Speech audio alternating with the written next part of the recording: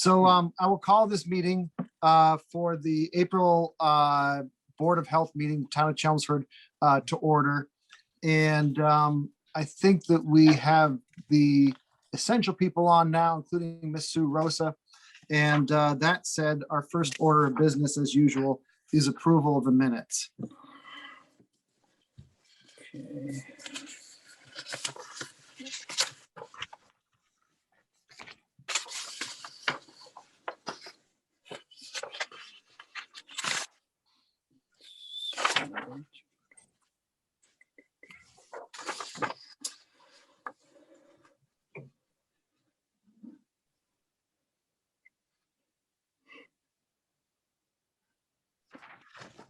I'll make a motion to accept the minutes from March. And I'll Do I hear a second that. Yes, I guess. All in favor, say aye. Aye. Okay, let us move. The next item in order of paperwork is the hearing, which is going to occur at past. So if we can move on to incoming correspondence.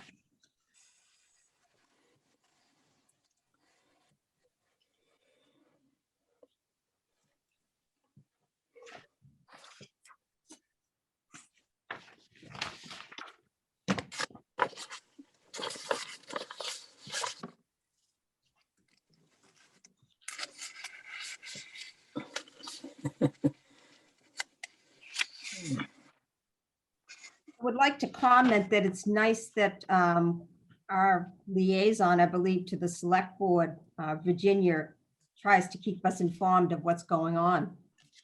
Not only does she keep us informed, but she routinely on the Thursdays before a Board of Selectmen meeting, she often will reach out to ask if we have any points. And we haven't had a lot of points. There's been some just sort of general concepts that, but she has, I quite frankly didn't realize that we had a liaison before Ms. Crocker Timmons came on. We've always had one, but she is by far seems to pay attention to us. Yes. So I appreciate that. Thank you for that. And just let me know if there's anything I can do. Will do. Okay.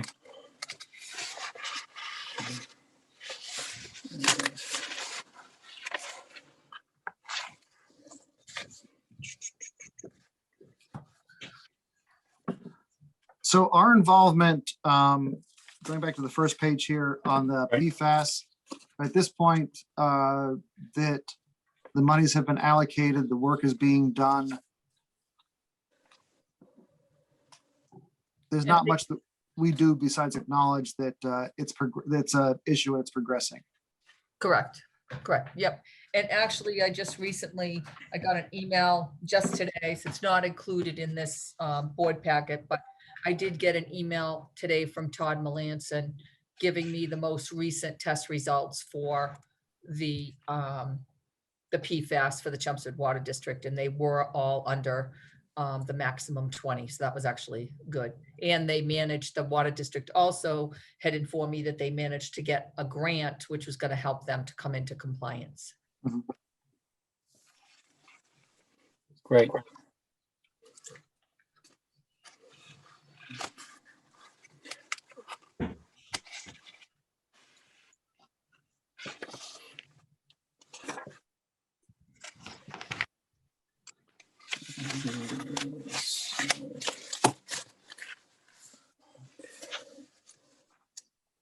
So the civil penalties for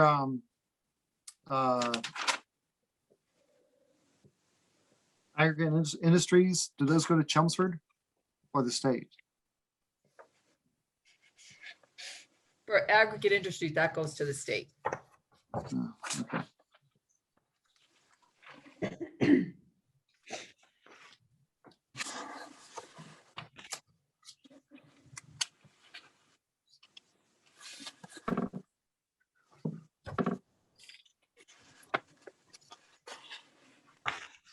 So on the solar array, this is just moving along. They did a modification because of what they found at that one spot where they were putting up some structure. Yeah, that's my understanding. Okay, okay. Yeah, that's good. At least it's moving again, so. And what were the circumstances of the big brown bat? I don't know. We just get the report and it basically indicates whether or not it was, the rabies test was positive or negative. Okay, so we don't, so I assume that it was in the house, and by virtue of being in the house, that they assumed that there was a A bite, exposure. yeah. So, okay.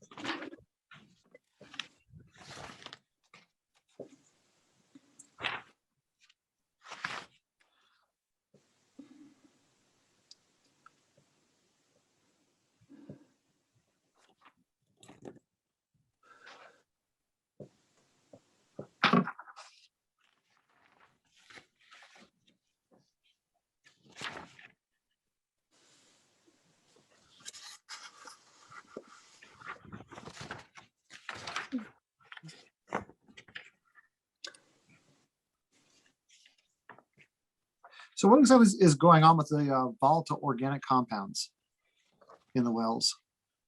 Because they're referencing activity before 2003, but they're saying it's an initial, and so we cannot get a waiver. Am I reading this wrong? Are you talking about under the incoming? Under the incoming, North Chelmsford Water District, they were looking for some waiver. Yeah, but it says it's Uh, initial, but then everything it's referencing is data that's 18 years old. So I think they pulled data from way back. Because this is, this is North Chelmsford. Is this the one that's referring to? It's all of it. So they have to test on a regular basis all of these different wells. Mhm. So they bring up history, and then they also do current, and then the DEP issues. This is just their report. So this is basically what they're saying as a result of this original testing. This is their 9-year compliance cycle. So DEP is going back to the original numbers, and they're basically saying, this is the schedule we're putting you on for required testing for each of these wells. And they're basically indicating when they have to be tested for, VOC, SOC, IOC, perchlorate. For each Okay. individual. And on wells 1 and 2, it says that IOC and perchlorate are not approved. but that's because it was insufficient monitoring at some point, 2011, 2013, 14, 16, 17. However, that in each of the four wells, that they said there was volatile organic compounds, but they're citing data that is at the most recent 13 years old. Sorry, Right. 11 years old. So they're just at this point saying that going forward, we're going to have to sort of monitor at a certain frequency, but there's no violation, there's no penalty, there's no risk. Correct. Okay, They're just setting, I think that North Chelmsford submitted paperwork stating a plan that they wanted to follow as far as testing. And basically DEP saying, no, your plan is not approved. This is what we want. okay. And this is the required time frame for testing. I don't know if there's any other questions anybody had about the incoming correspondence. If No. not, I'll entertain a motion to accept. I'll make a motion to accept the incoming correspondence. Do I hear a second? I'll second. All in favor, say aye. Aye. Aye. We have 2 more minutes if we want to start peeking at the outgoing correspondence. I intend to break and come back to the hearing in 2 minutes.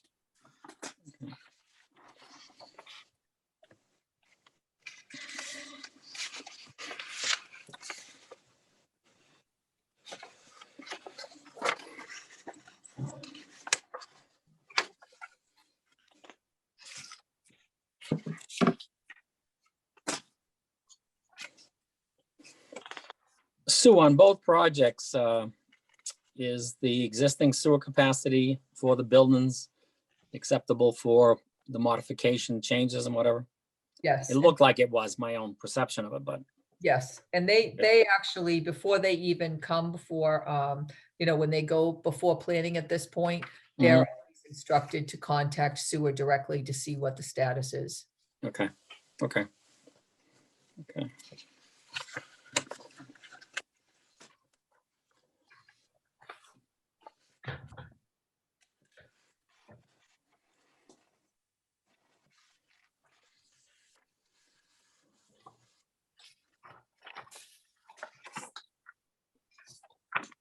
Did we get any response from the governor? Oh, yeah, he called me directly. Be very careful. I'm very gullible. Come on, Eric. I figured I'd ask. Okay.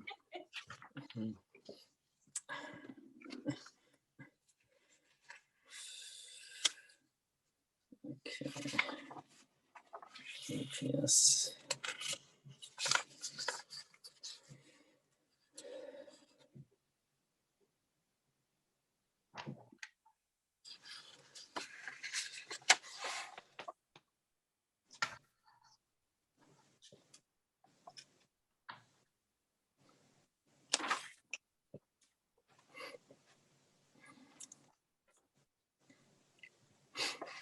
So what was the status of the UPS thing here? We're having all kinds of issues with UPS as far as Yeah.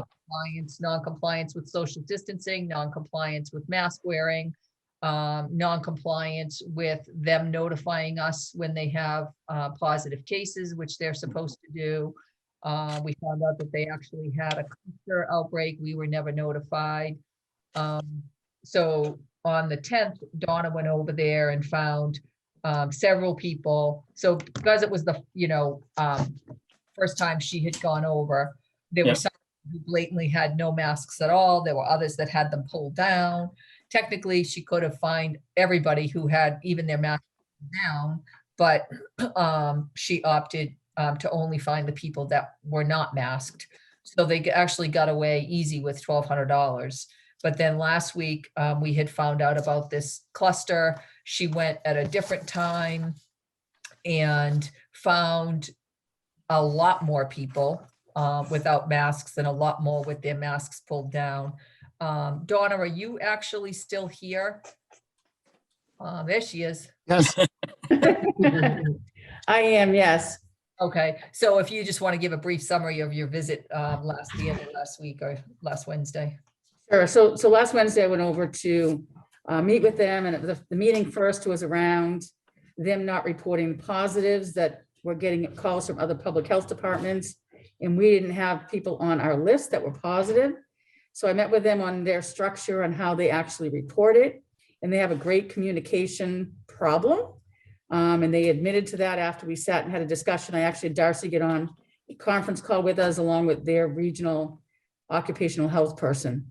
So that was something they needed to work on. And then I went and did another tour in the facility, and same issues, and in some cases, the same people not wearing their masks. And in this case, I fined them $2,500. And it could have been slightly more. I charged them half for the ones that had it below their nose. And did write on the violation that the next time, no matter what, it would be the $300 per issue. And then since then, I know that I was off couple of days last week, and Darcy spoke with the state. And we found out we can actually fine them $300 for each time they do not report a positive. So I do plan to go there on Wednesday morning, or one morning this particular week. We're looking at it being Wednesday, to be there in the morning and do another tour. Hopefully the education has helped, and that the inputting of their positives and the communication to Darcy is better. We'll see what that looks like. And if it's still really bad, then the state is willing to go back with me on another visit with one of their inspectors. Okay. And our phone blows up constantly with complaints about UPS. We're a few moments over, so that before we go on to discussion of the last item on incoming business, I think that we'll head back to the hearing out of respect for the parties involved, and we'll come back to incoming business after the hearing. This looks like it's a request for a variance with regard to Exterior grease trap. exterior grease trap. Do you want to like set this up, Sue? So basically, Mr. Bain started a little food operation out of his house. My understanding is he lives, I believe, with his parents, and he's sharing that kitchen with them. And he is baking bagels, and nothing fancy, but he advertises on, Facebook and whatever. And he was issued, a business permit. He was signed off by the building department. And my understanding is, I think he was, and Mr. Bain can clarify this, I think he had come to the health department I can't remember if it was December or January, but I do know that we were, at our height of COVID cases and follow-up after the holiday. And he opened up, and he was not informed that he needed an exterior grease trap. I believe that Michelle Grant, who was our previous inspector, told him that he was all set to go because he wasn't producing time-controlled sensitive foods. And unfortunately, I don't believe at the time, I don't think that the message was relayed that we had our additional regulation that would require an exterior grease trap, even if he was making just bagels. He did inform us that he was planning, that this was going to be temporary, that he was planning on moving to a different location. I don't know what that is. I don't know what the time frame is on that. So he was coming before the board to ask for a variance to not have to put in an exterior grease trap based on what he was baking. And I don't know if it's also based on time frame as to how long he's going to be doing it. So he is on this call. So, and this is a regulation that 201/41, that there is we have the rare ability to issue a variance if we choose. Yes. And Okay. that's exactly what Mr. Bain did. He basically filed the request, as you can see in the email, asking for a hearing to appear before the board today. And in terms of similar precedents, is there anything beyond the regulation to bring into consideration here? Well, we did issue tropical smoothies, a 6-month variance. It was only a 6-month variance for them to have to install an exterior grease trap. Their variance is actually coming up in May. But I believe that was in part because there were some other food items that they had there that we thought that it should be in place, that we were willing to grant a variance for a period of time, but it was a set period of time. But that's true. However, the regulation basically states any food whatsoever requires an exterior grease trap. And this was written this was revised 22 years ago. Mhm. Correct. So, Richard, there is no chance that you remember when the variance was put in there, what the intent of that variance line was.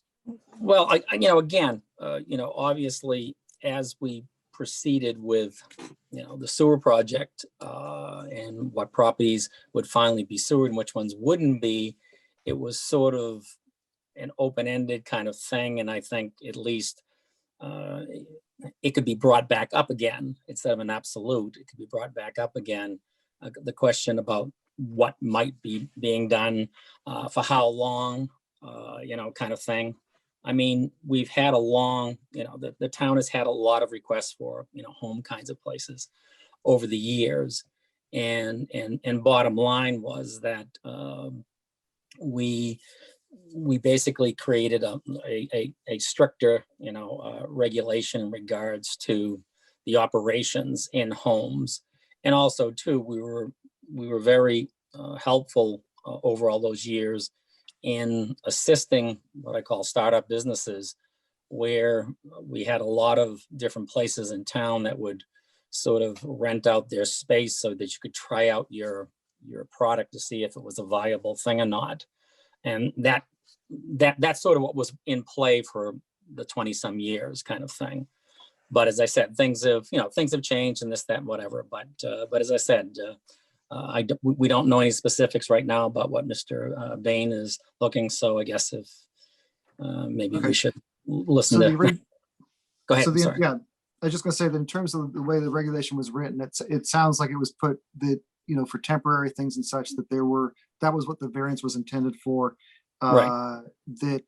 So that if it was a permanent establishment, that's more what we'd be concerned about. With that Correct. said, Mr. Bain, can we hear from you? Hello, can you hear me? Yes. Hi. Thanks for having this hearing. So yeah, I think Sue covered everything pretty well. So I am currently living at my parents' house. I'm making about 24 bagels a day. I have no fats or oils or any grease that would be going into sewer systems. And as she noted, I am planning to be moving in a few months. So I would probably, the latest I would be here would be August. Okay, and did you say two dozen a Yeah, day? yeah. So pretty small, very small. Okay. Well, again, just like you said, that was the sort of the intent of it, which was if someone was doing something, and of course, again, COVID didn't make the process as smooth as, I mean, there may be a lot of places that would lease out space for someone to try it right now with the way a lot of the businesses are. But the bottom line is that, yeah, it was sort of there to find out what was going on. But like you said, as it melds into, is this a business that has some viability, and do you want to keep it and you're going to run it there, then clearly the intent was not to tax the system when it was a system, and the sewer lines and the pump stations in the areas and whatever. So yeah, we're looking at what he has right now, the time frame. that he's dealing with. And I think, yeah, that's exactly what the board then could look at and say, if he is setting a time and staying as small as he is proposing that he's currently operating, I think that would be something that clearly, the board could take a look at and see what they want to do. And what does Anne Marie think? Well, I don't think it should be an indefinite variance if that's what you're thinking about giving. No, it. no, You say no, something, no. Then we ought to have a date by which he has to leave. Leave his parents and set up commercially. I think that the biggest difference here is that we're talking 2 dozen bagels. I think there's times my kids will cook more muffins than that downstairs. So that the precedent was with the smoothie operation that we said 6 months. Yeah, but So do we want- that was a little different. It was a little different, but it sets a date, and it's after his 4-month mark for August that he says will be the latest he'd be moving out. If we were asked to visit this in October, I don't know that we might say the same thing if it's 2 dozen bagels a day, but I think we need to put a time there.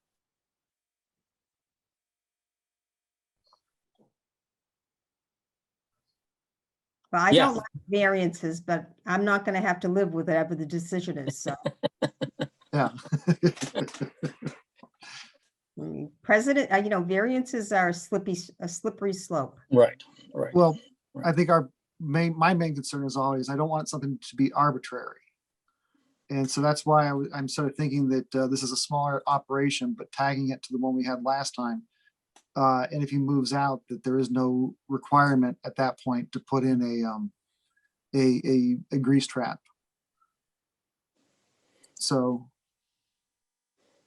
do you have any input from Mark or anybody about their thoughts about it, or?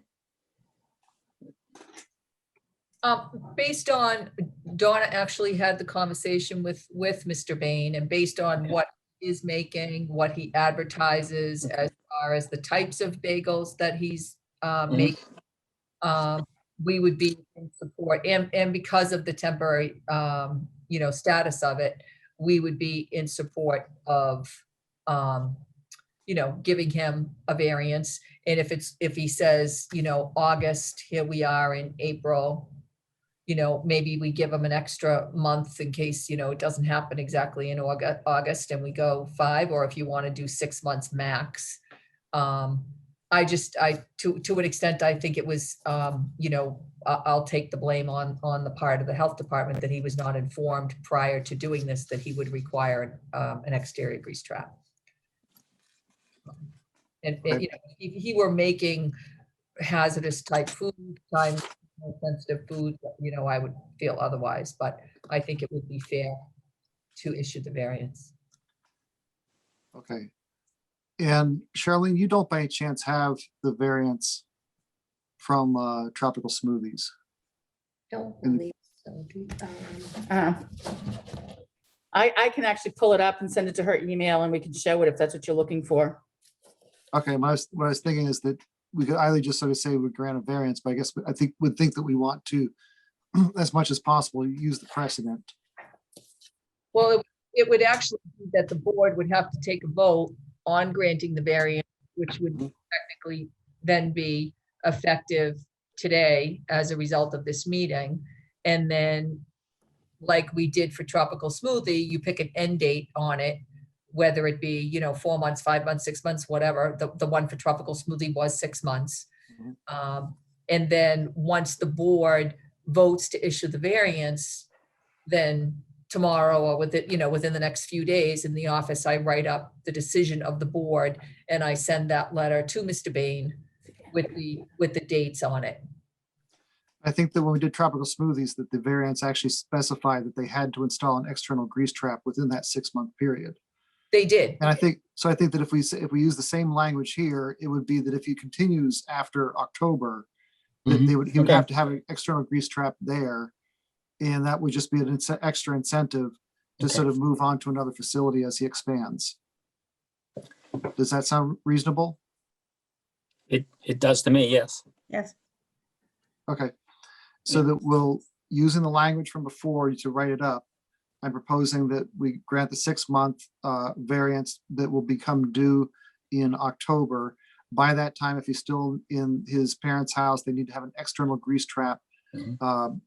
Use the similar language, but our understanding is that his intent is to move out before then, which means that they won't need to install it. And that said, do I need a motion, a second, or do we just vote now? I think you need a motion for the variance, to approve the variance, right? Yes. Okay, Yeah, along those terms, that perimeter. Okay, do I hear one? I'll make it. okay, as stated by the chair. Okay, and I'll second it. And all in favor? Aye. Okay. Thank you very much, Mr. Bain. All right, thank you so much. I appreciate the help. Okay, So give me a second to flip back, but I think that we were on the $500 fine. Was that a party or what was that? there was a party, yeah.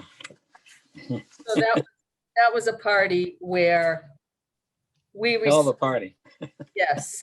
We received a copy of the police report. And police ended up having to go back 3 different times in one evening for several people at this party. And then they just kept coming back. The 3rd time that the police ended up going back, they ended up taking up a spot sitting in front of this residence to deter people from coming. And they indicated that there were approximately 70 people at this party, all unmasked, not social distancing, total, disregard for the governor's order. So by all technicality, we could have fined the individual per person above the 10. But we just did a flat fine of $500. So we haven't received payment for that yet because it's still within the 21 days. But she did call and talk to me about it. And we did have a discussion and she took ownership for a small gathering getting out of control, and she said she would take care of it. Okay. Okay, Okay, do I hear a motion to accept the incoming business or correspondence? motion to accept. Second. All in favor, say aye. Aye. Aye. And now we're on old business. COVID-19 update, Sue?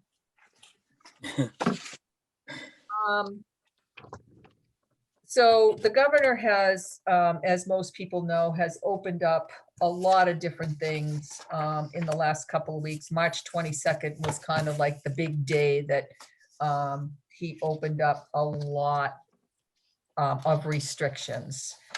And interestingly enough, in the last 2 weeks, we have seen a 20% increase in COVID cases. And what we are seeing, particularly in Chelmsford, because as we all know, we only follow up on Chelmsford cases, is we're seeing a pretty significant increase in young adults and adolescents and kids in the schools. And some of that has been attributed to after school gatherings. And then, of course, it spreads within families. So our numbers have actually gone up. So we do an update on our website and we update it every single Thursday. So as of last week, our total was at 2,840, which was an increase of 100 from the previous week. The total confirmed cases was 2,658, which was an increase of 92 from the previous week.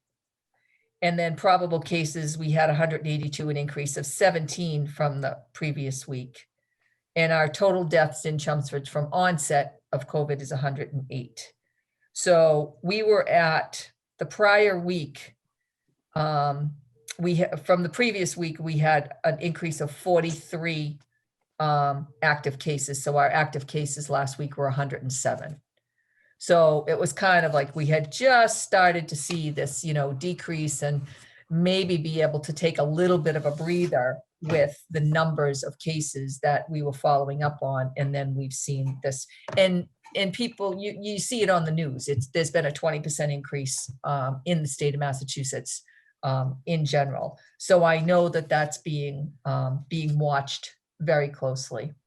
I'm part of a regional group, including Lowell, where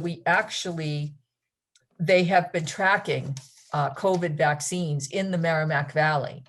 And then they break it out by community. And it just so happened that I got this report this morning. So they break it into 3 sections. It's a little confusing to me. It took me a few minutes to figure out how they were doing it. Our population is basically 35,973. And we know of that total, not everybody obviously is eligible to get the vaccine. But as of April 1st, 12,987 residents in Chelmsford, which was 36% of our population, had received at least 1 shot, which I think that's pretty good. Now, not all of those through the Chelmsford Board of Health. We actually administered 2,869 doses of vaccine during the time that we were allowed to administer vaccine. And everybody knows that as of March, we were no longer getting vaccine to administer. So they have to go to the Lowell General sites, the CVS sites, the mass vaccination sites. When they calculate that at least 1 shot, they basically define that as they've had either the first dose of Moderna or Pfizer, or they've had a Johnson & Johnson vaccine. 7,225 people are considered fully vaccinated, having completed, and that's 20% of the population. And 5,762, they say, have received the first dose of a 2-dose series. So I thought it was an interesting breakdown. As the health director, as the health department, we still have to stress to people that this is not over. There was just a big article and a big news report about the variants being out there, and how Massachusetts, and of course they did talk about the Cape, with this new variant strain being the hardest hit. The state does believe that there is some protection with the vaccine for the variant strain, so we're happy about that. But people really have to continue to social distance, wear their masks, sanitize, do as much as they can to try to stay diligent about preventing the spread of this virus. And we can't stress that enough. I'm not sure, Dr. Meikle, I haven't had a chance to talk to the people at the hospital to see what's happening over there as far as numbers in the hospital. But, the other thing the state has said, and they have lightened up on some of their requirements. So they were saying that if you were vaccinated and you came in contact with someone with COVID, if you were within 90 days of being vaccinated, that you did not have to quarantine. Now they're basically saying if you're fully vaccinated, you don't have to quarantine. They didn't put a time frame on that.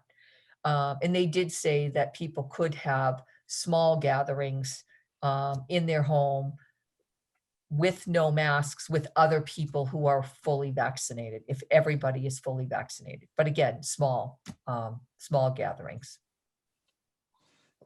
So I think that with regard to the recommendations, they even said that, like, if you're, it's a family that, grandparents, grandchildren, that if some are and some aren't, and we're talking about one group, we're not mixing, different groups together, but, that you can hug your grandchildren. And now they're saying, I think the CDC is even saying that if you're fully vaccinated, that you can cautiously travel, so that if once you're vaccinated, it seems to open up an awful lot. The what's happening in the community is specifically with regard to the hospital, whereas at the peak last month or 2 months ago, that we were seeing typically, in the low 70s for the number of COVID positive patients in the hospital. It had dropped down to the low teens for a while. And over the last 2 weeks, it's popped back up to about the 30s. So that the numbers are going up. The difference is that they're typically a different population, which I'll explain in a moment, but they're not going to the ICUs. They're going to the floor, they're getting better, they're going out again. And the reason that it is they think that this surge, unlike the previous surges that were brought on by people getting together for holidays and going maskless, this is one where the most at-risk population is largely vaccinated, and that the unvaccinated group is the teenagers, the 20-somethings, the younger people who haven't been eligible to get the vaccine. So they're having cases, and respiratory cases in the United States, traditionally, they have settled into our adolescent population, and we've been endemic with whooping cough, et cetera. So that's why I think that they had the initial results for the Pfizer study, 12 to 15-year-olds, and they have another study being done on 5 to 12-year-olds. And Moderna is just doing one big study for everybody between 6 months and 18 years old that they're testing all at once. So that the nature of this is changing, and they think it's because of the variants. They're just more contagious. It's not people getting together, but it's how contagious they are. With regard to the hospital and Chelmsford, did you get any notification from Amy Hoey? You're on mute, Sue. No, I didn't. As far as the second dose for the teachers? She says they're all set. Oh, okay. So I just got an email that says just closing the loop on this one. We have a plan with the Chelmsford teachers to backstop their second doses, all set. Okay, I had talked to Michelle last week, and the day before, she was having a meeting with the team and basically said, we will figure it out. We'll get it done. So. Okay. So she says that they are all set for our teachers. So they have their second doses. What's happening with the homebound? They can't get out to the vaccination sites. Do we have a plan yet for how to vaccinate them? So the people in Chelmsford who are homebound and can't get out, there is a specific number that Chelmsford was assigned for those people to call the state. And they basically said that people who are homebound will have to be patient and wait because they only have so many teams to send out across the state, and that they'll be on that list. So essentially, there were a couple of options. And the state has very specific criteria as to who they consider homebound. And so you call this number, you end up answering the questions. If you qualify, then the way that they explained it to us is that your name will go on a list. And then at some point, they're going to compile the names and then send a team out to do those individuals. But they have not provided us a time frame on that. Okay, and I assume that's the Johnson & Johnson single dose vaccine? I'm assuming, they haven't said, but I'm assuming that's what it will be. But fortunately for Chelmsford, we had actually, as far as our elderly housing, anybody who wanted to be vaccinated in our elderly housings, in all the different elderly housing units has been vaccinated. We teamed up with Lowell General. Lowell General provided a mobile unit and came out to the elderly housing and did our first and second doses for our seniors. Mhm. So that was a great collaboration with them. Good. They've been incredibly cooperative with us, with every single clinic that we have. You have a set number of clients who are coming in. For us, we were up to our second doses. And basically you have a number of vaccine left over at the end of the clinic that, I can proudly say that the Chelmsford Health Department never wasted a single dose of vaccine. So with whatever we had left over, we would pull people in and give it to them as their first dose, just so that we didn't waste it. And they were all people who happened to qualify with whatever the parameters were at the time. And Lowell General had agreed with us to provide second doses for those people. So that's what ended up happening. We had done our final second dose clinic in the middle of March. And we ended up having 58 doses of vaccine that we had left in our, in our freezer, refrigerator. And we said that the state would not give us any more second doses. So we said, well, let's utilize them. We utilized them. We gave them to 58 teachers on a first come, first served basis. And that was the list of the teachers that we were reaching out to Lowell General to do the second doses for, which they agreed to do. So we have no more vaccine. We don't anticipate getting any more vaccine. And they keep telling us that there's going to be tons of supply, but everybody I talk to is still having a tough time getting appointments. The office, we randomly get little emails saying that they're going to increase the number of administration sites, that they want the offices to be involved, but there's no specifics, there's no dates on these things. I don't know if you're getting those same notifications. So at some point it may be, might be like next fall if it's approved for 6 months and up.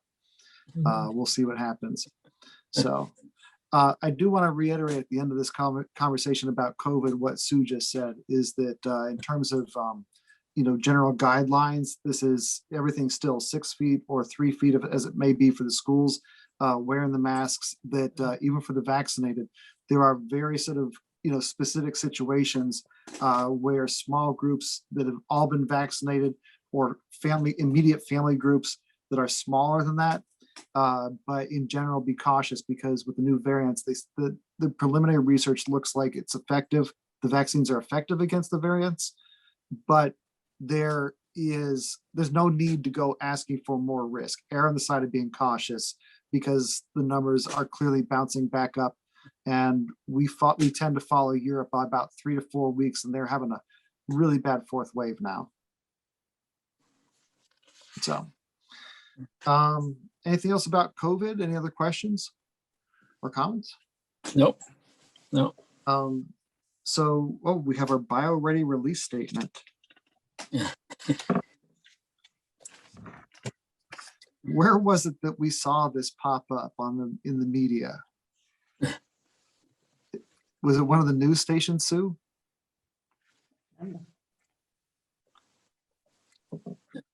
Yes, the town did a report on it, and I think it was on the Patch, Okay. commenting about, how happy they were that Chelmsford had gone bio-ready. It will be helpful for businesses.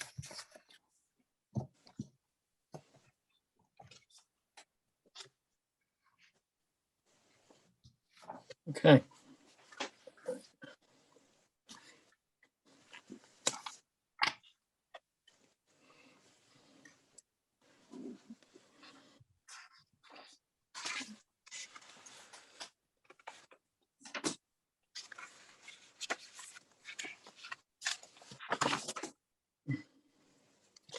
Okay.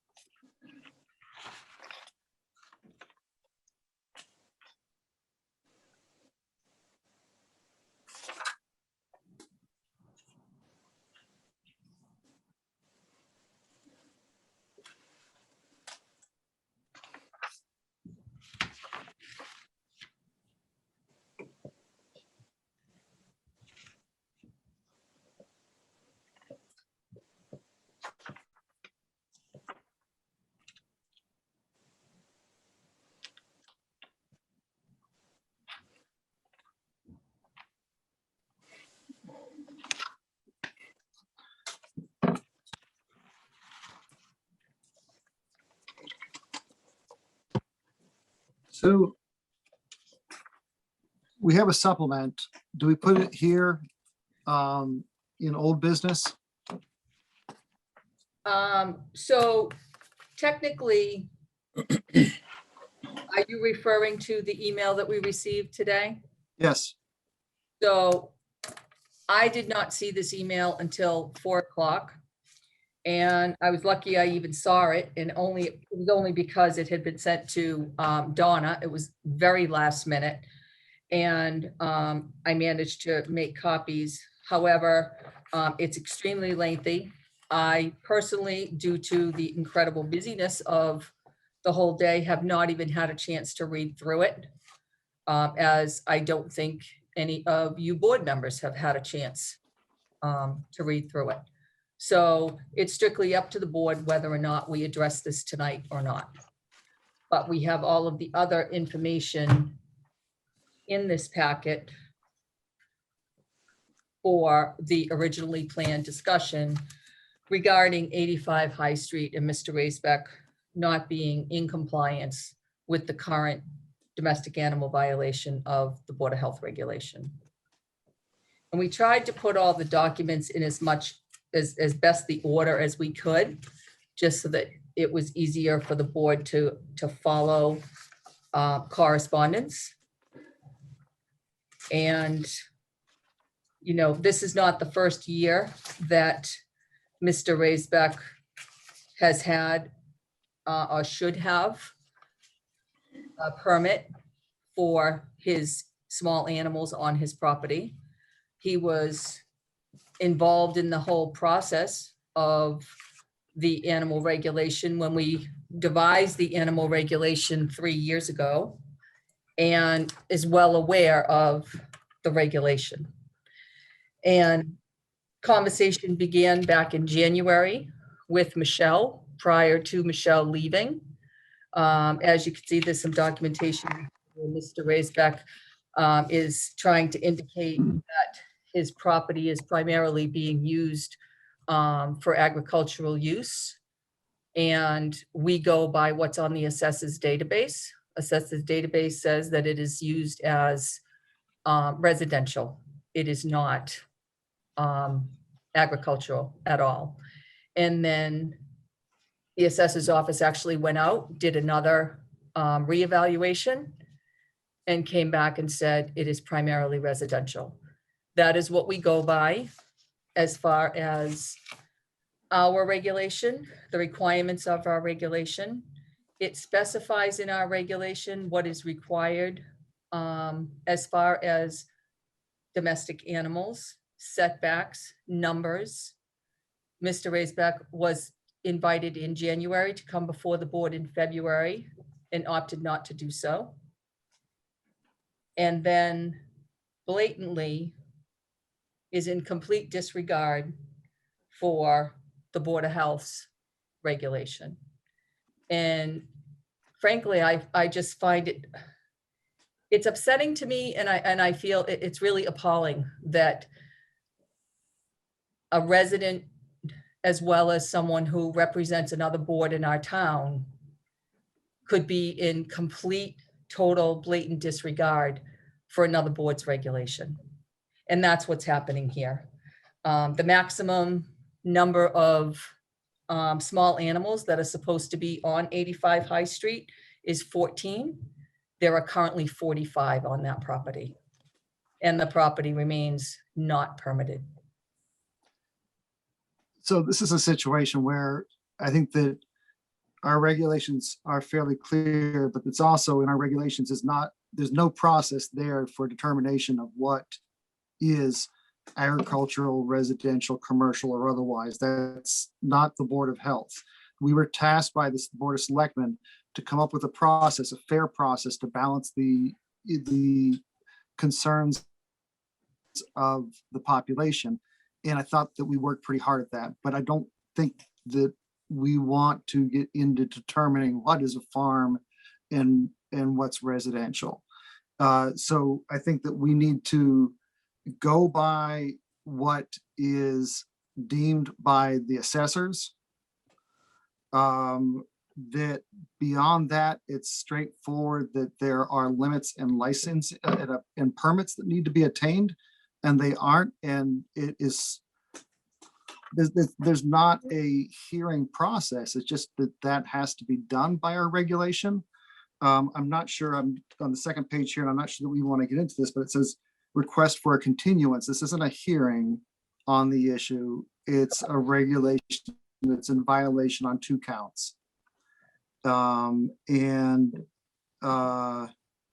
In terms of the issues, Paul, that there were some potential concerns with regard to the letter that Sue wrote, sent out, that we might need to reword that, and if so, that the effective date would be the new letter. Yes, Mr. Chairman. So Chapter 40, Section 21D for non-criminal disposition sets forth a very specific process by which notice of a violation has to be provided to a property owner or an individual. And that was not followed with Sue's letter because she wasn't necessarily considering that it was a non-criminal disposition process. There actually is 2 different sections of the Board of Health regulations that address this, and the domestic animal regulation actually does refer to a non-criminal disposition process. There is a separate provision in Chapter 201. Hold on a second, let me just get it up here. 201-2, violations and penalties. Whoever violates any of these rules and regulations shall forfeit a sum not exceeding $100, except when otherwise provided by law or by these regulations. So that would be a fine process outside of the non-criminal disposition process, but that really only addresses a single fine. It does not have any component of a continuing violation or any element of that sort. So if you did want to move forward with the process in which you were issuing fines and there was a continuing violation aspect to those fines, you would have to follow the Chapter 40, Section 21D process. But separate from that, Paul, if the board so chooses, we could also proceed with the court process as far as Mr. Raisbeck being non-compliant with our regulation. The board has the option of seeking litigation to obtain a declaratory judgment from the court that would provide a determination as to whether or not a violation is occurring. Okay. Thoughts from board? Yeah, I mean, again, Stu's right in the fact is that there, and also in the past that there was two directions in which to go forward. One was the non-criminal and the one was the not non-criminal components. And, which is the best direction to go into? I mean, clearly, as was mentioned, that, we could send out a new letter in regards to with more clarity on the non-criminal thing, after tonight's meeting and continue that process. But does the other process stop us from doing the other process, or can they both be done together, I guess is the question. I'm not sure whether. I think, Paul, you said they could both be By done. the other process, other than to say that the process in the other section of the regulations would only allow the issuance of a single. Right. No, I understand that, but what I'm saying is, can both go forward at the same time? You mean Or do you have litigation? to choose- Right, or do you have to choose one, I guess is the, So there's really 3 processes. okay, There's the non-criminal disposition process. right, There is the single $100 fine process in the regulation, or there is a declaratory judgment action process. okay. All right, You can have more than one of those? I don't see anything that would prohibit the board from utilizing multiple However, I think that if you're going to go forward with the non-criminal disposition process, you would want to get that process commenced, and then you could actually bring a declaratory judgment action probably as part of that process. At the same- Through that process. So that would be at the same time? Yep. Okay. All right. And by commencing that process, the first step would be to reissue the letter. Well, that would be if you wanted to commence the non-criminal distribution process. Disposition process. Struggling to speak tonight for some reason. So I do want to point out that there is a provision in the right to farm bylaw in section 127-5. Mhm. Addresses resolution of disputes. I'm not sure that it's quite on point, because it really seems to address complaints regarding operation of a farm. So section 125-A, any person who seeks to complain about operation of a farm may, notwithstanding pursuing any other available remedy, file a grievance with the Board of Selectmen, the zoning enforcement officer, or the Board of Health, depending upon the nature of the grievance.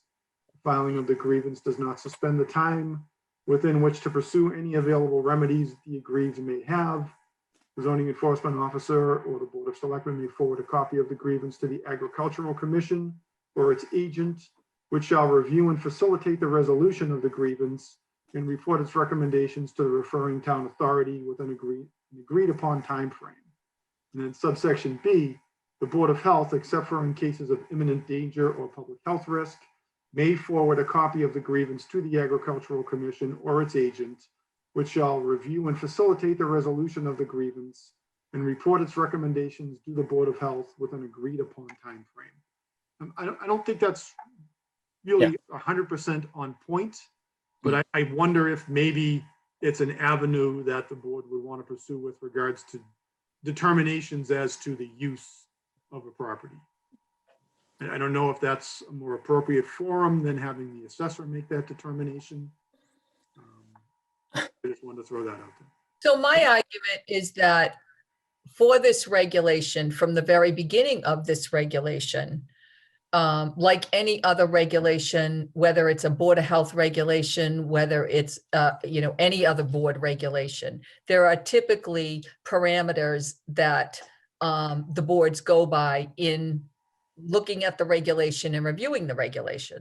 And the parameters that the health department has always used for our small animal, domestic animal regulation is whatever is determined as the use of a specific property by the assessor. Which when we were making this regulation, that was how if it was talked about and discussed on more than one occasion about, multifamily homes, and how we specifically stated it had to be a single family home, because even if you're in a duplex, what if your neighbor doesn't want chickens? How do you do the offsets, whatever? And that was decided that the determination for that was going to be whatever the assessors database says. And 85 High Street is residential.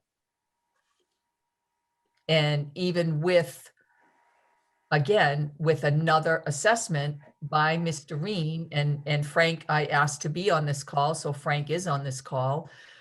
He went out there and assessed to try to determine if he was going to change the use of this property, and he could probably explain to us what he did see out on the property and his decision to keep it as primarily residential. If the board wants to hear from Frank. I do. Hi, Frank. Hi, Frank. Well, thank you for having me. I was out there on March 10th, and Mr. Raisbeck, Ms. Arroway gave me a nice tour of the parameters of the outside, and they described to me and showed to me the fruit trees, the herb garden. I saw the greenhouse.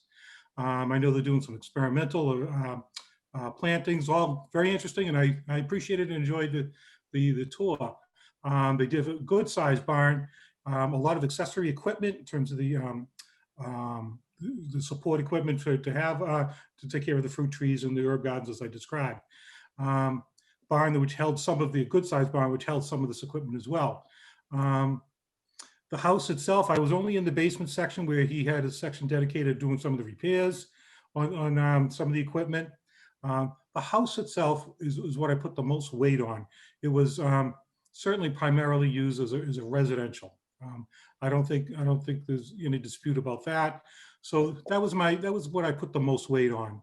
And I gave it quite a bit of thought. And one of the things I said to Mr. Raisbeck later on after contemplating this is, had I done an inspection of this property without a purpose, without any particular reason other than a follow-up on a permit or something, would I have considered this a mixed use? And that's the only thing I would have looked to. If it was anything, it would, other than a single family home, it would have been a mixed use.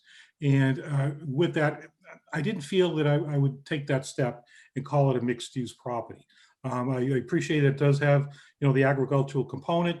Even if I had considered it mixed use, it would still be predominantly residential with a minor component of the agricultural of the farm.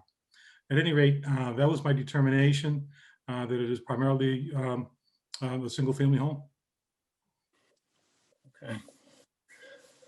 All right, super. Thank you, Frank. So again, I don't want a lot of emotion in this. This seems like we have a regulation that applies to residential units, and this is a residential unit. So the regulation applies, and with those regulations, that when there is a violation, in this case numbers, and in this case timing, that there are fines that go into effect. It happens with each of the departments, dog licenses, etc. And if we were to proceed to enforce those, what would be your recommendation? Mr. Haverty? I would recommend you move forward with the non-criminal disposition procedure as outlined in the regulation. So to do that, we would first need to clean up the original letter, reissue it with a new date, and that date becomes day one for the fines, correct? Correct.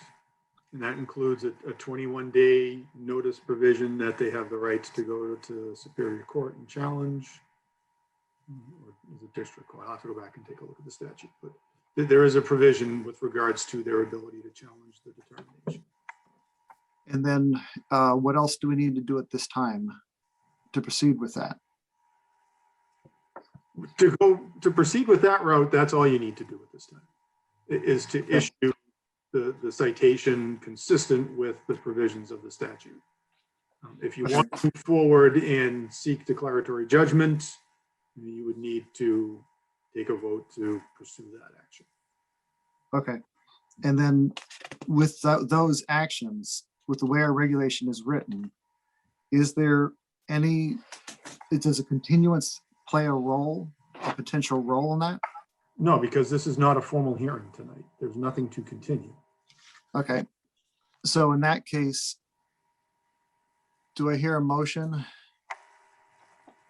Richard? Yeah, well, I guess the question is, are we going to go forward with just one thing, or are we going forward with two? And I'd like to know what Sue's opinion is of whether she thinks the board should. Go ahead. What do you mean by two things? Do you mean like the numbers and the dates of the fines, or? Well, again, what I'm saying Sorry, is lack of that, permit? do the fines go back to February 25th? Yes or no? So my understanding is that probably not, because of the fact that I did not specifically follow. Yeah. So it would be issuing a new letter, fines would start on that date. But what we are able to do is the non-criminal disposition process at the same time that we do commencing litigation. And that would be the recommendation. So the motion, am I right in that the motion we need is to reissue the letter, to proceed with both? To reissue the letter and start the process? Mr. Chairman, if I may, Go ahead. I would proceed with the non-criminal disposition correct the letter and do nothing else. Okay, All right. and is that a motion? Yes. Do I hear a second? I'll second it for a vote. Any further discussion on the issue? All in favor, say aye. Aye. Aye. Somehow, Aye. Emery, I could not hear you. I said aye. Okay. Okay. Somehow, like for a minute on mine, everybody was silent besides Yeah, me. no, and I no, thought it just was. me. I was waiting for you to vote because if it's 2-1, it doesn't make any difference. So Okay, it's on that line. That's all. It's just- so I think that actually completes old business. We've taken all votes on it. There's no approval. There's no general approval unless you want to approve what we said about COVID. I don't think we need to. I think we need to. Sue, do you see any reason? In that case, we will move on to new business. Okay. Chairman, do you need me for anything else? Sue, can you think of anything else? I don't Thank you, think, Paul, for being here. No, thank you, Paul. It's a pleasure. Have Have a a good great night. night. Thank you. thank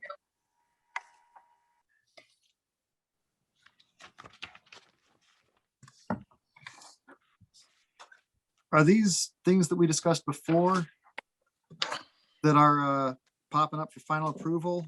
Oh, for the, New Annual business. camps, business, building, housing. so, no. So this is our fee schedule that Mhm. we have, we've talked about fee schedule in the past, but this is different, which is why it's under new business. So we did not have, apparently, when we transferred some of the old fees to the updated fee, the temporary housing inspection fee, as well as the overnight annual camp fee were inadvertently omitted from the list Oh, when okay. you approved it the last time. So it was just to get your approval on that, as well as the well modification fee. So those three were not carried over. So I just needed a vote on that. And then the other new business is last year, the state did update the food code as far as minimum standards, the 105 CMR 590, as far as standard for food establishments. And with the whole update, they also updated their inspection form. So it's a 3-page sheet, and essentially based on that 3-page sheet, any violations that are related to foodborne illness and risk factors is listed as 1 through 29 on the first page. And those are considered what would be more considered as critical violations as far as food safety. So that if the inspector went in and the establishment had violations in 1 through 29, they would be charged $100 per violation. If they had violations on page 2, not as critical, they would be charged $50 per violation. And that's pretty standard across the board right now with food inspections. What we had prior to that is we had first reinspection we had 3 prices. They were all the same. They were all $80. First reinspection, second reinspection, third reinspection. So that each time we went back, we would charge them a reinspection fee. This is more in line with the actual food code, the state food inspection form, because it clearly defines the actual violation, the high risk violations being on page 1, and the fact that they would be $100. So the food establishments are due for re-permitting coming up in the spring. They come up May 1st. So our intention was when we send out the notice for them, letting them know that they have to renew their permits, we would send out the updated fee schedule, let them know about the updated inspection form from the state so that they would actually be able to see firsthand, if you have these violations, this is what you're going to be charged. And we would put a cover letter so that they would be informed of that. Okay. So it's just a motion from the board to approve all of these fees to update our fee schedule. Okay. So can we do both of these at the same time? Yep. So is there any further discussion, questions or concerns about these two items? No, no. Shall we update the food establishment code violation fees and as well as the fee schedule for temporary housing inspection per dwelling and overnight annual camps and the well modification permit? Do I hear a motion to accept all those? I'll make a motion to accept all those. Second. All in favor, say aye. Aye. Aye. Thank you. In terms of other,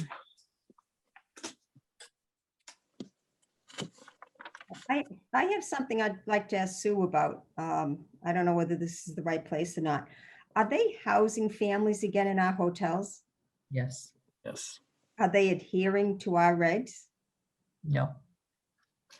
And that has been a challenge because of COVID and the guidance that comes down from, the governor's office. It's very difficult for us to enforce our regs when you're having guidance sent down from the governor as far as eviction protection and that type of thing. So they are housing homeless people in our hotels again.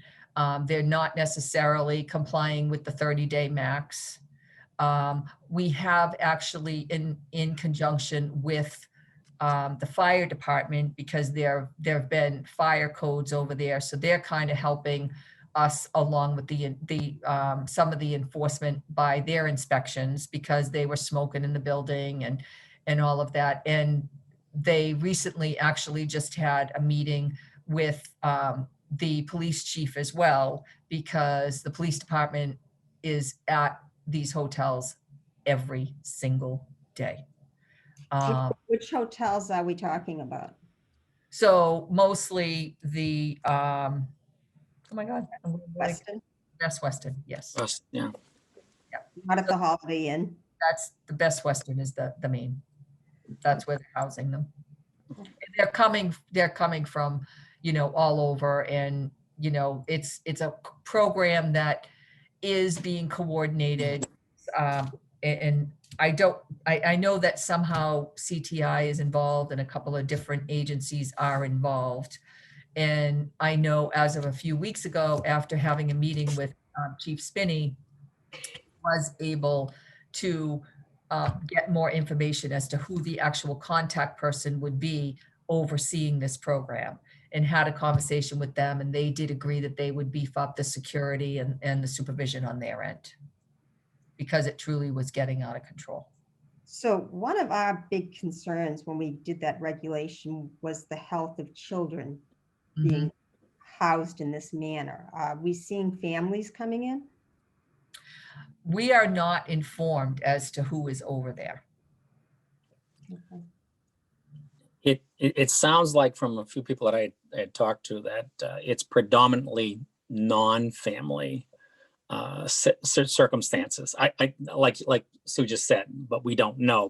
But I think from the reports, through the police department and fire and whatever, I think what they're running into is not what we ran into before, which was predominantly the issue with small children and whatever kind of thing. So at least it's not the same thing, but it's another similar circumstance where, good or bad, a governor. Now, again, COVID, I know, twists it totally different than before. But as time goes by, I think they better not get too comfortable in constantly, not complying with our regulation, as hopefully as COVID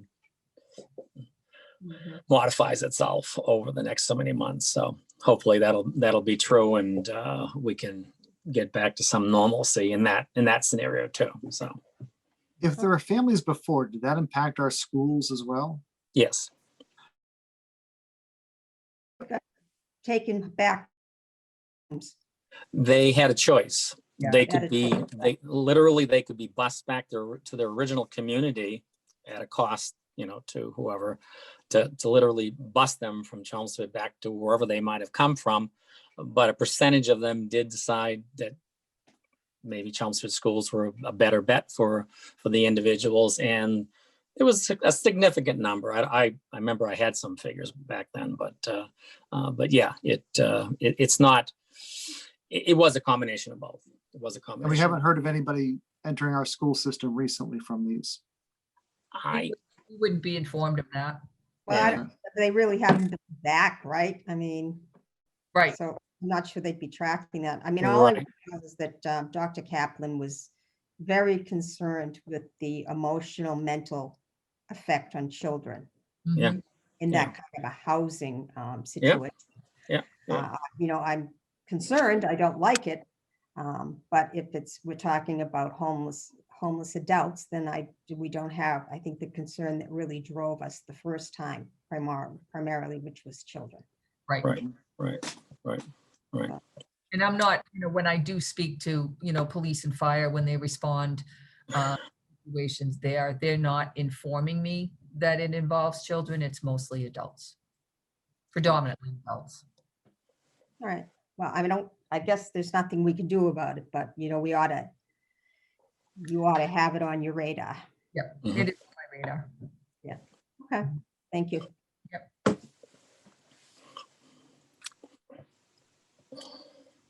All right. What's egg mania? What? Mania, it must be a restaurant of some sort. Oh, Never, is that Mark's? yes. Oh, okay. I was gonna say. It's a new restaurant. Yes. Whatever. Yeah. A fair number of new establishments. Yeah, it's interesting considered that, we are still in the midst of COVID. We have had a fair number come to us looking to open, which is nice to see because the food industry got hit so badly with COVID.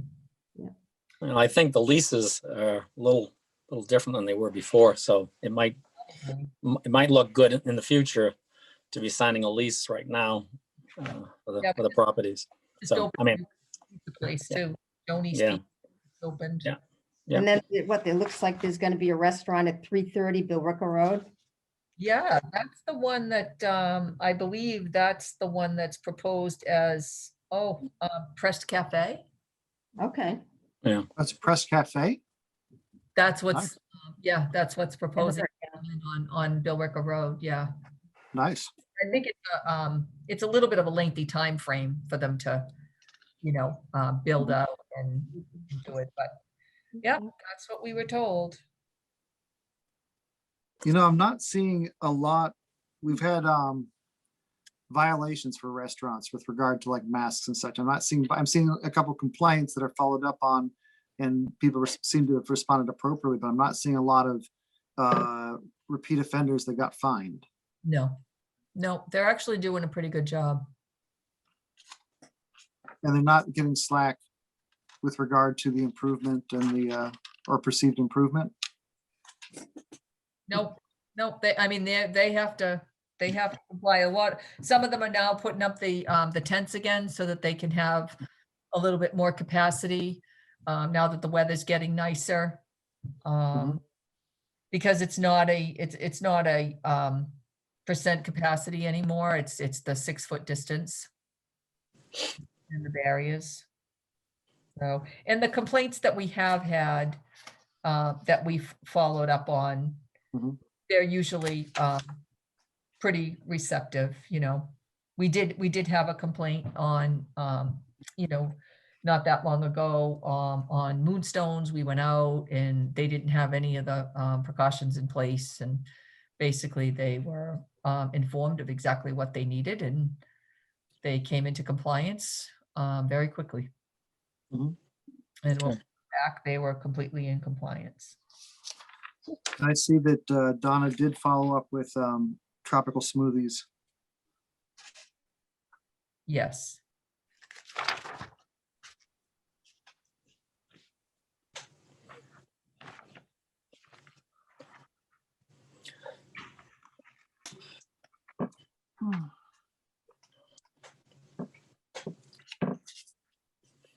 Okay.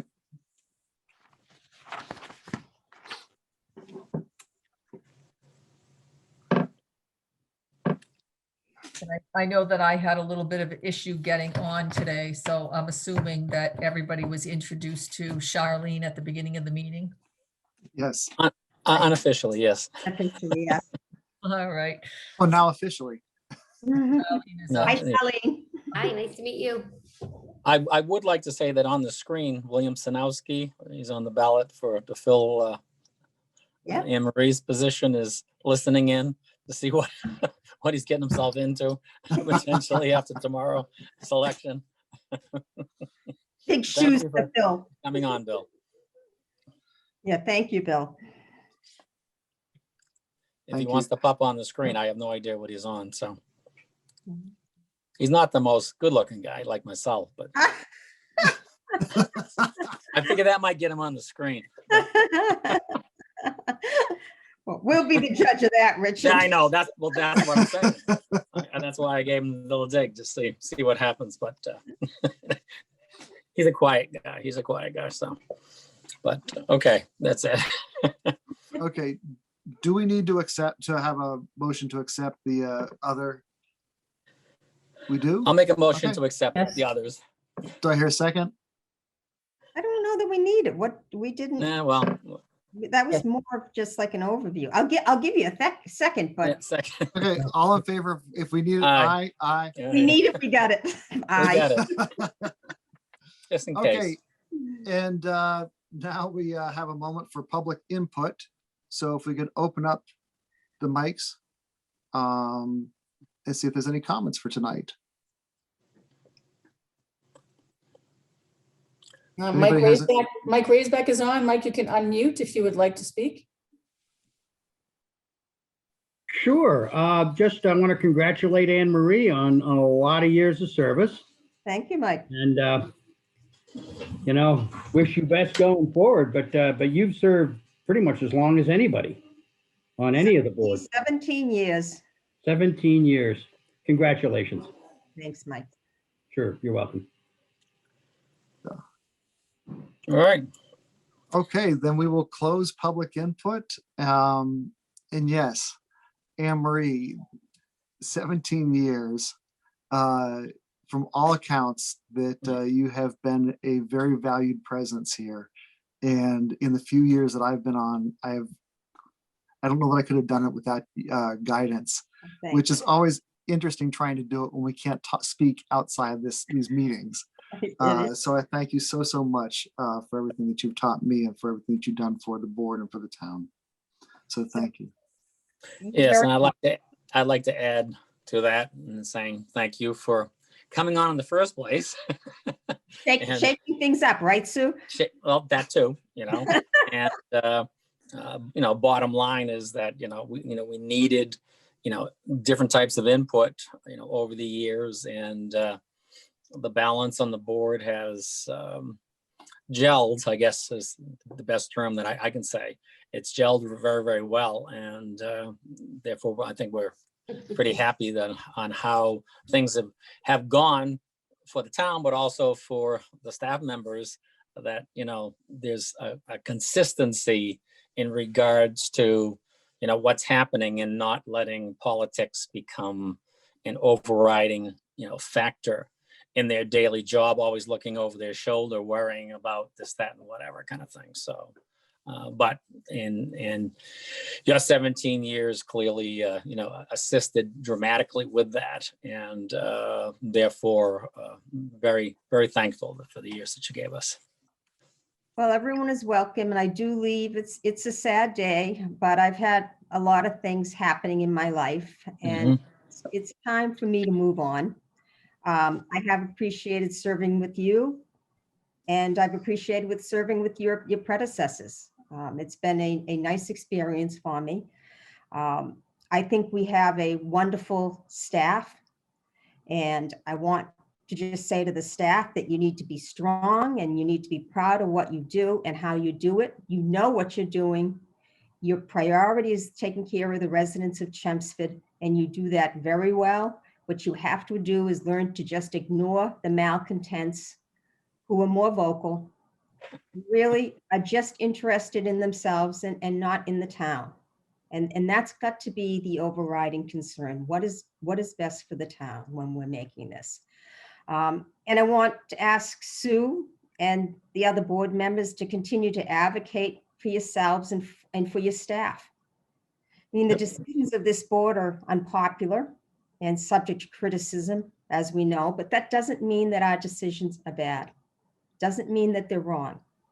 So I want everyone to just continue doing what they're doing and not be intimidated by the backflash that comes so often with what we have to do. You know, I can remember it with the hotels. I can remember it with the, you know, the pets. I can remember it with the elderly housing, but make the decisions that have to be made with the interests of the town residents in mind. Okay. And you have a great staff. There's no reason we can't get everything done that you need to get done. And thank you. Thank you, Sue, for tolerating 17 years. Anne Marie, I'm telling you, I remember the first day you came on the board, and I remember, oh, she's tough. 17 years, I'm in my 19th year with the town, and I honestly cannot thank you enough for everything that you've helped me through as far as your guidance, always being there to answer my questions. You know, teach me, you know, what's right, what's wrong, how to stay right down the middle. Yeah. I truly appreciate that. And we will miss you, but that doesn't necessarily mean I won't be calling you up and asking you a question. And you know, and that doesn't mean I won't be like creeping on you at these meetings. And I would just remind you that I'm only one election cycle away. Don't make me come back. You're gonna block our phone numbers now that we can call you. That's I right. know. There it is. There it is. I know. So thank you. I wish you all the best of luck. And listen, if I can give any background for something I was involved in, I'm happy to do it. Although you've got Richard and he parallels my whole career there. He knows it all. Yeah. Yeah. Oh, wonderful. Yeah. So, All right. oh, Very much. And good somehow night. if it wasn't pandemic, we should go out. Yeah, I know. I Will know. that ever happen? I know. I didn't even get to go to your party when you got elected, remember? I don't know what I was doing. It wasn't COVID, but I didn't get to go to your party. That's, no, I- hasn't been anything. And I didn't even Yeah. get an invite to that party that had 70 people at it. My Yeah. invite didn't show up. Mhm. Yeah, Oh, somehow we didn't get invited. Thank you. All And if I can help, let me know. will do. Okay. Thank you very, very much. Thank you. And thank you for the kind words as well. We have an election tomorrow. And the next meeting is on May 3rd. I presume it'll be 6:15 PM. I presume it will be also by Zoom call until further notice. Yeah. And with that, I will entertain a motion to adjourn from Anne Marie. Motion to adjourn. Do I hear Second, a second? All second. in favor, say aye. Aye. Aye. Aye. Oh, my goodness. All right. But thank God you bless. all. Stay safe, everyone. You. Thank you God again. bless you as well. Bye-bye. Thank you. Bye-bye.